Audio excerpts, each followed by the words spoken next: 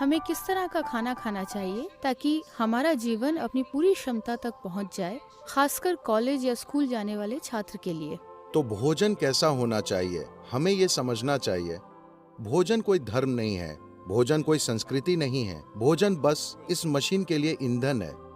हाँ, स्वाद को लेकर सांस्कृतिक पहलू हो सकते हैं। समय के साथ भोजन पर धार्मिक रंगत भी चढ़ सकती है, लेकिन मूल रूप से भोजन इस शरीर के लिए ईंधन है। तो किस तरह के भोजन से ये अपने अंदर कम से कम संघर्ष से काम करेगा और ज्यादा से ज्यादा असरदार होगा? तो मान लीजिए आपने पेट्रोल कार खरीदी और उसमें डीजल भर दिया। ये फिर भी थोड़ा बहुत चल लेगी, लेकिन अपने बेहतरीन स्तर पर नहीं चलेगी। इसी तरह आप तरह तरह का खाना खा सकते हैं और फिर भी शरीर किसी तरह चलता है। लेकिन जिन संप्रदायों ने सावधानी से खाना खाया है, आप साफ तौर पर उनके काम करने के तरीके, बुद्धि के स्तर वगैरह में एक स्पष्ट अंतर देख सकते हैं। तो भारत में हमने अलग अलग लोगों के लिए भोजन अलग अलग तरह से तय किया। अगर आप मेहनत का काम करते हैं तो आप एक तरह से खाते हैं, क्योंकि आपको शारीरिक मजबूती चाहिए। अगर आप किसी तरह का व्यापार और दूसरे किस्म की गतिविधियां कर रहे हैं तो आप अलग खाना खाते हैं। अगर आप सैनिक हैं तो आपका भोजन अलग होता है।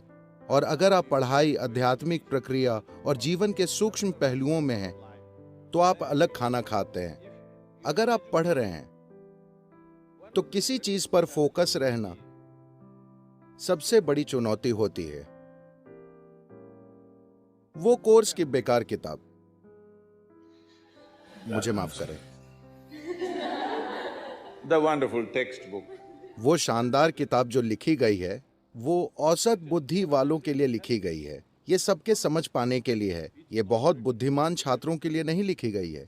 ये एक आम नुस्खे के रूप में लिखी गई है जो हर कोई समझ जाए। लेकिन कोर्स की उसी किताब को पढ़ना बहुत सारे लोगों के लिए कितनी मेहनत का काम है। उसे समझने के लिए उन्हें 10 बार पढ़ना पड़ता है। लेकिन आप बिस्तर में लेटकर एक प्रेम कहानी पढ़ते हैं, आपको हर शब्द याद रहता है। हाँ या ना? कैसे? तो आप में यादाश्त की कमी नहीं है, आप में फोकस की कमी नहीं है। बस इतना है कि कोर्स की किताब और आप में तालमेल नहीं हो पा रहा है। Working. तो आपको एक ऊंचे स्तर के फोकस, एक ऊंचे स्तर की भागीदारी की जरूरत है। और एक छात्र के लिए एक दूसरा बड़ा दुश्मन यह है कि यह किताब नींद की गोली का काम करती है। जैसे ही आप इसे खोलते हैं, सिनेमा जाते हैं तो आप 2 बजे तक जगे रहते हैं। 9 बजे किताब खोलते, उसी समय आप लुढ़क जाते हैं। तो नींद दूसरी बड़ी दुश्मन है। तो आप किस तरह का खाना खाएं ताकि शरीर में जड़ता न रहे? योगिक पद्धति में इसे हम ऐसे देखते हैं। तमस, रजस और सत्व की बात करते हैं। तमस का मतलब है जड़ता, रजस का मतलब है गतिविधियां लेकिन कोई संतुलन नहीं, सत्व का मतलब है पूरी तरह से संतुलित ऊर्जा। जब आप पढ़ाई कर रहे हैं तो आपको एक बहुत संतुलित किस्म की ऊर्जा चाहिए, क्योंकि आपको एक ऐसी चीज पर ध्यान केंद्रित करना होता है जिसमें आपकी स्वाभाविक रुचि नहीं है। ये कोई ऐसी चीज नहीं है जिसके साथ आपकी केमिस्ट्री मेल खाती हो। अगर आपकी केमिस्ट्री तालमेल में है तो आप हमेशा उस चीज पर फोकस करते हैं, है ना? यहाँ रुचि नहीं है लेकिन आपको उस पर फोकस करना पड़ता है। इसके लिए आपको संतुलन और एक स्थिर मन चाहिए। इसके लिए आपको एक खास तरह से खाने की जरूरत है। सरलता से कहें तो भोजन आपके शरीर में आहार नली से गुजरता है। आपके मुंह से मल द्वार तक एक पाइप है। पाचन प्रक्रिया के अलग अलग चरणों से होता हुआ यह उससे गुजरता है। आप में से कई लोग बायोलॉजी पढ़ते हैं। हाँ, ये आहार नली से जाता है। अब शुरुआत होती है होठों से। यहां अगर आप सारे शाकाहारी और मांसाहारी जीवों पर गौर करें, अगर आप पशु जगत को देखें तो शाकाहारी जानवर और मांसाहारी जानवर, ये दुनिया में जानवरों के 2 मुख्य विभाजन हैं। एक वनस्पतियां खाते हैं, दूसरे मांस खाते हैं।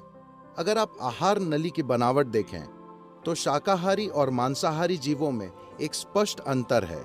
इंसानी सिस्टम में हर चीज संकेत करती है कि आप स्वाभाविक रूप से शाकाहारी हैं, लेकिन जिंदा रहने के लिए हम मांसाहारी हो गए थे। अगर आप जबड़ों के चलाने के तरीके को देखें, सारे मांसाहारी जीव सिर्फ काटने की क्रिया करते हैं, जबकि शाकाहारी काटने और चबाने की क्रिया करते हैं। तो उनमें दाढ़ें होती हैं, लेकिन मांसाहारी जीव में फैली हुई दाढ़ें नहीं होती। उनमें बस छेनी जैसे और नुकीले दांत होते हैं। वे सभी काटने के दांतों जैसे लगते हैं, तो वे बस यही करते हैं। सारे शाकाहारी अच्छे से चबाकर खाते हैं। आपके पास कौन से दांत हैं? दोनों।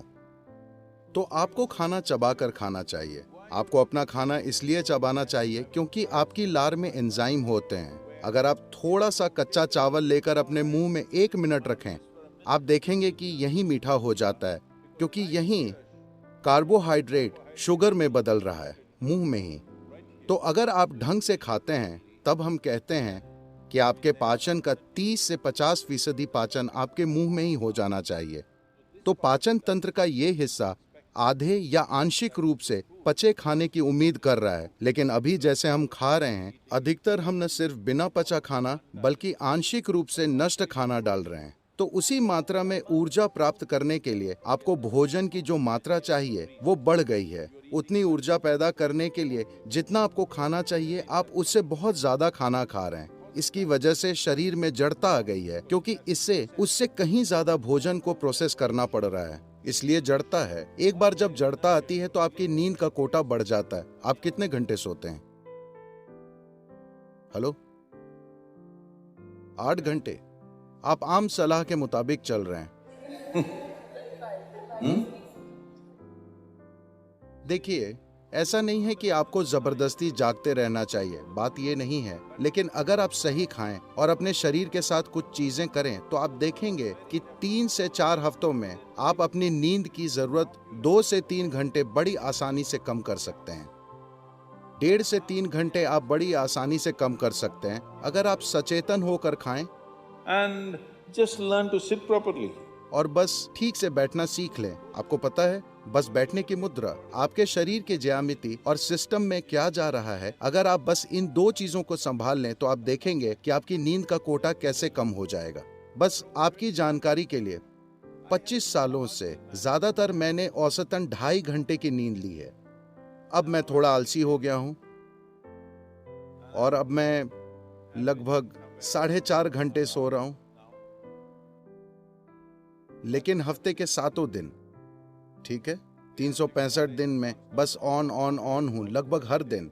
मेरी बेटी ने 1 महीने से फोन नहीं किया था। मैंने पूछा, तुम्हारे साथ समस्या क्या है, तुम फोन क्यों नहीं करते? उसने कहा, हर 6 घंटे में आप एक नए शहर में होते हैं, मुझे क्या करना चाहिए? मैंने कहा, ओके, यह वाकई सच है। कभी कभी एक दिन में हम 3 शहरों में होते हैं, तो ये नॉन स्टॉप गतिविधि है। और आज मेरे पास कई लोगों ने ऐसा करना सीख लिया है। मेरे आसपास 100 से 150 लोगों की दिनचर्या इसी तरह है। बस औसतन 4 घंटे की नींद, हफ्ते के 7 दिन वे बस ऑन हर समय ऑन रहते हैं। और वे चिढ़े नहीं रहते, वे परेशान नहीं रहते, वे प्रसन्न रहते हैं, वे शानदार लोग हैं। ऐसा इसलिए है, इसके कई पहलू हैं, लेकिन एक महत्वपूर्ण पहलू है भोजन। आप कैसे खाते हैं। सिर्फ यही नहीं कि आप क्या खाते हैं, यह भी महत्वपूर्ण है कि आप कैसे खाते हैं, क्योंकि भोजन एक जीवित पदार्थ है। आप सब लड़कियां एक आसान चीजें ये कर सकती हैं। अलग अलग स्वास्थ्य के मुद्दे हैं, जड़ता और फोकस का मुद्दा है। आप अपने भोजन का 40 से 50% हिस्सा कच्चे भोजन के रूप में लें, यानी ये जीवित हो। इसे जीवित कोशिका होनी चाहिए। ये सब्जी हो सकती है, फल, मूंगफली, अंकुरित चना हो सकता है। आपके द्वारा खाए जाने वाले भोजन में कम से कम 40 से 50% को जीवित होना चाहिए। आप मुर्दा भोजन खाते हैं और आप जीना चाहते हैं, ऐसा करना थोड़ा मुश्किल है, क्योंकि अब आपको मुर्दे को जगाना है। लेकिन अगर आप जीवित खाना खाते हैं तो आप देखेंगे आपकी मानसिक अवस्था, आपका फोकस और आपकी नींद का कोटा, और सबसे बढ़कर बस जगे रहना ही काफी नहीं है, आपको सजग रहना होता है ना? आप कितने सजग हैं, कितने केंद्रित हैं, उसी हद तक इस दुनिया में हर चीज आपको लाभ पहुंचाती है कि नहीं? आपके फोकस का स्तर ही तय करेगा कि दुनिया आपके लिए फायदेमंद है या नहीं, है ना?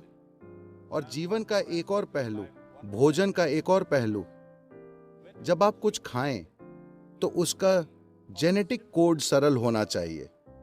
मतलब उसका सॉफ्टवेयर बहुत सरल होना चाहिए। सब्जियां, फल, मूंगफली, अंकुरित चीजें वे बहुत सरल हैं। ज्यादा जटिल का मतलब है जानवरों के मांस का कोड बहुत ज्यादा जटिल होता है। मान लीजिए आप एक जानवर खाते हैं जिसमें कुछ मात्रा में भावनाएं और खुद का जीवन होता है। तो हम इस बारे में बात कर रहे थे, आपका शरीर बस याददाश्त का ढेर है, जिसका मतलब है ये एक तरह का सॉफ्टवेयर है ना? ये सबसे जटिल सॉफ्टवेयर है।